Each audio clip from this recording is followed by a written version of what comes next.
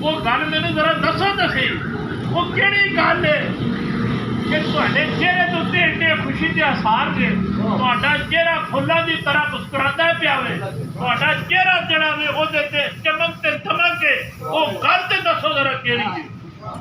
आख्या कि नबी पाक सल्लल्लाहु अलैहि वसल्लम ने फरमाया है कि मैं अली नूं इख्तियार दे छड़िया, अली जे चाहे दा ना सर्टिफिकेट दे दा वो जन्नत में जाए।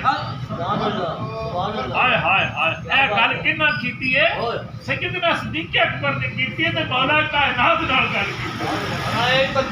अल्लाह अकबर, या रसूल अल्लाह, या अली जिंदाबाद। मैं कुर्बान जावा, मौला कायनात ने भी एक जवाब दिता है।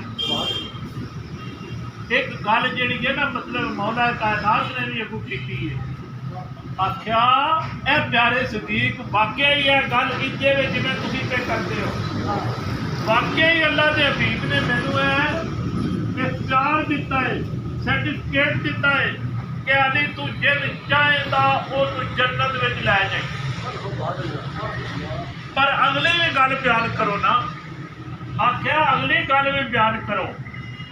नाल नबी पाक सल्लल्लाहु अलैहि वसल्लम ने यह भी तो फरमाया सी ना कि ए अली ए सर्टिफिकेट उस देना जिसके दिल में मेरे प्यारे यार सिद्दीक की मोहब्बत हुई, जिसके दिल में मेरे सिद्दीक का प्यार होया ना, मेरे सिद्दीक के नाल जिहदे नाल मोहब्बत हुई, अली उन्होंने सर्टिफिकेट देना वे। फरमाया हुण गल मुकम्मल हुई है, सिर्फ सर्टिफिकेट की गल नहीं सी, गल ते मोहब्बत भी है।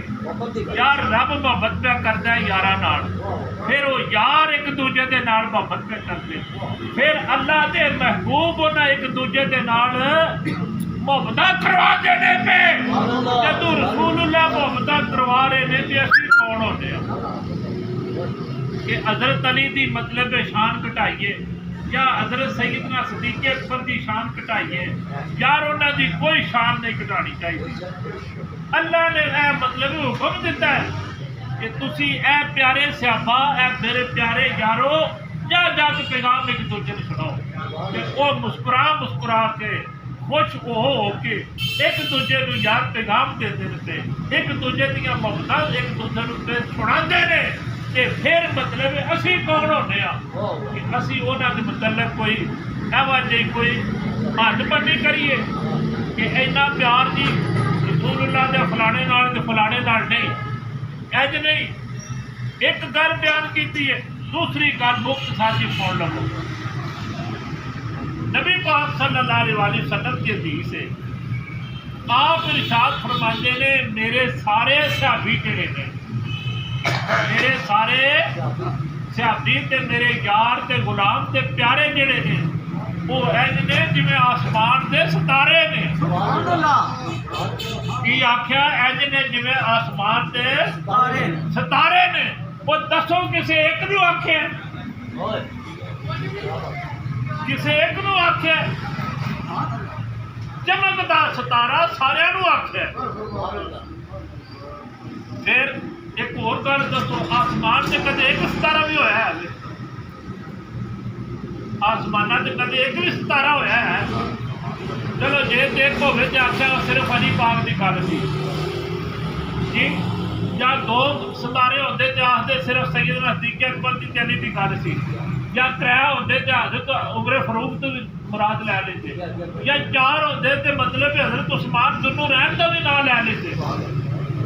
पर नहीं, आसमाना के उत्ते सितारे ही सितारे ने। 1,24,000 मेरे हजूर के गुलाम ने, मेरे आका दे प्यारे सहाबा ने, कितने 1,24,000 ने। जिवें 1,24,000 ने, इस तरीके आसमान के लखा सितारे ने। फरमाया जिवें सितारे चमकते ने पे, जिवें आसमाना के उत्ते सितारे चमकते ने पे, फरमाया मेरे सहाबा इंज ने। असहाबी कन नजूम, असहाबी यार है जिन्हें जिवें सितारे मेरे सारे यार है सितारियां दी मानत जदों नबी पाक सल्लल्लाहु अलैहि वसल्लम सारियां नूं सितारे आखदे ने ते फिर पता की फरमाया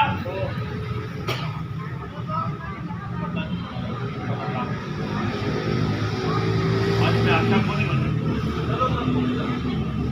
गल याद रखो जदों नबी पाक सल्लल्लाहु अलैहि वसल्लम इरशाद फरमाते ने मेरे सारे जड़े सहाबा ने वो सारे की मानत ने तुसी किसे एक दी भी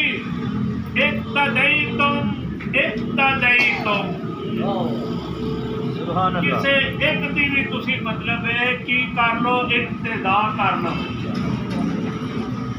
किसे एक यार की भी पैरवी कर लो मेरे किसे एक यार की भी इताअत कर लो फरमाया तुसी की करो दे हदायत उत्ते चले जाओ।